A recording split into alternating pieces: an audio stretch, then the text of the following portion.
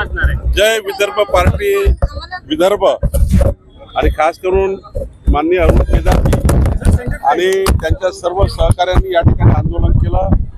मी रस्त्याने जाता जाता मला हे आंदोलन दिसलं म्हणून मी थांबलो, त्यांचं निवेदन घेतलं आणि परवापर्यंत या विषयाची जे अपग्रेड आहे ते सांगितलं की माननीय देवेंद्रजींना जेव्हा आम्ही या स्मार्ट मीटर, प्रीपेड मीटर घरगुती ग्राहकाला लावू नका, कॉमर्शियलला लावू नका, जोपर्यंत जनतेच्या मनात संभ्रम आहे, जनता याकरता संभ्रमित झाली आहे की जेव्हा प्रीपेड मीटर लागलं आणि समजा 300 रुपये भरले मोबाईल सारखे, 300 रुपयाचं युनिट संपलं का लाईन बंद, वीज बंद, हा जो एक भीती निर्माण झाली आहे, या भीतीच्या माध्यमातून माननीय देवेंद्रजींनी आम्हाला आश्वासन दिलं आहे ते मी यांना सांगितलं आहे की जोपर्यंत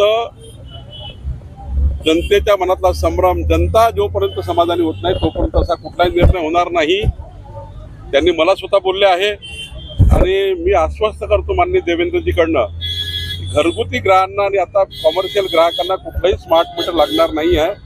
फक्त इंडस्ट्रियल ग्राहक जे मोठ्या उद्योग आहेत, कंपन्या आहेत, जिथे लॉसेस आहे मोठ्या प्रमाणावर, त्या ठिकाणी मला वाटतं स्मार्ट मीटर लागणार आहे आणि त्या तोपर्यंत घरगुती ग्राहकाकरता निर्णय नाही। जे आंदोलन केलं त्यांचं मी आंदोलन निवेदन स्वीकारलं आहे। उद्या मी सरकारकडे नाही, सरकार एकदा विधिमंडळात वगैरे ह्या चर्चा निघणार आहे, विधिमंडळाची चर्चा उपस्थित होणार आहे, त्यामुळे माननीय ऊर्जा मंत्री उत्तर देतील। मी जय विदर्भ तुम्ही दिल्लीला जाऊन आले देवेंद्र फडणवीस सोबत, ते काय चर्चा झाली, काय